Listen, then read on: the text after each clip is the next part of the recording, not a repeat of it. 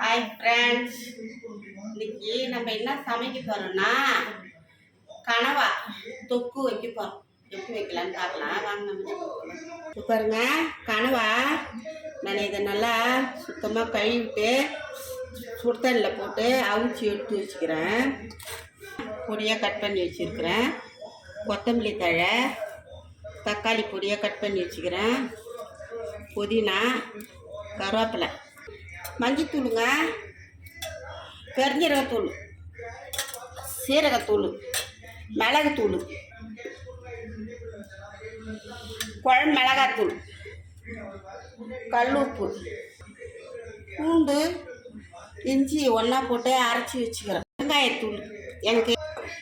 இப்போ நம்ம இதெல்லாம் போட்டு எப்படி செய்யலான்னு பார்க்கலாம். மல்லாட்டெண்ணெய் ஊற்றிக்கலாங்க. கடுகு உளுத்தப்பருப்பு போட்டுக்கலாங்க. அரை டீஸ்பூனு வெங்காயம் போட்டுக்கலாங்க.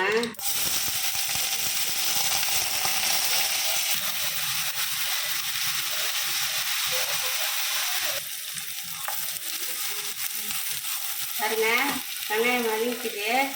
இப்போ நம்ம புதினாவும் கருவேப்பிலையும் போட்டுக்கலாம்.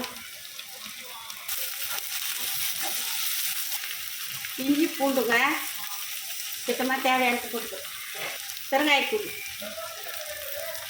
மஞ்சத்தூள் ஒரு அரை டீஸ்பூன், பெருஞ்சீரகத்தூள் ஒரு டீஸ்பூன், சீரகத்தூள் ஒரு அரை டீஸ்பூன். நம்ம எல்லாத்தையும் நல்லா வதக்கலாம். தக்காளி போட்டுக்கலாங்க. நல்லா வதங்க கொஞ்சம் நேரம்.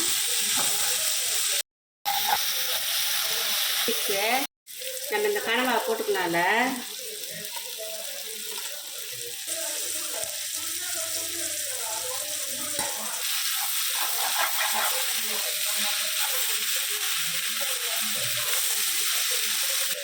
கல் உப்பு போட்டுக்கலாங்க.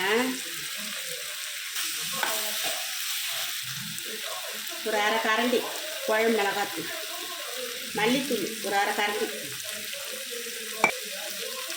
கார மிளகாத்தூள் ஒரு டீஸ்பூன். நம்ம எல்லாத்தையும் ஒன்றா மிக்ஸ் பண்ணிக்கலாம். ஓட்டு தண்ணி ஊற்றிக்கலாங்க.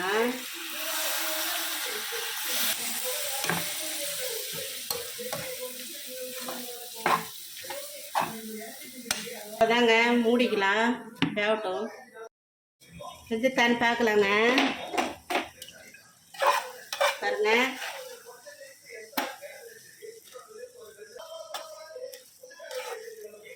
கனவா நம்ம அதில் மிளகுத்தூள் ஒரு டீஸ்பூன் போட்டுக்கலாம். கொத்தமல்லி தழை போட்டுக்கலாம். கருவேப்பிலை போட்டுக்கலாங்க. அதில் இந்த மிளகுத்தூள் போட்டு இந்த பச்சை கருவேப்பிலையும் பச்சை கொத்தமல்லி தழை போட்ட உடனே கம்மன்னு வருதுங்க வாசனை. செமையாக வருது வாசனை, சூப்பராக இருக்குது. ஒரு 10 நிமிஷம் இருக்கட்டுங்க, பார்க்கலாங்க எப்படி இருக்குன்னு.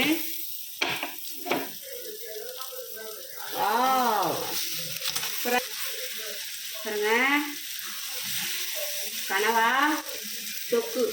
இது சப்பாத்திக்கு சூப்பராக இருக்கும், நானுக்கு சூப்பராக இருக்கும், தோசைக்கு சூப்பராக இருக்கும்.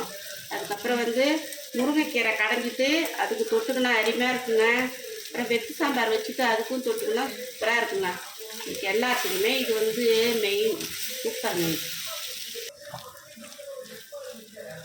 பாருங்க, நீங்களும் இந்த மாதிரி செஞ்சு பார்த்துட்டு எப்படி இருக்குதுன்னு கமெண்டில் சொல்லுங்கள்.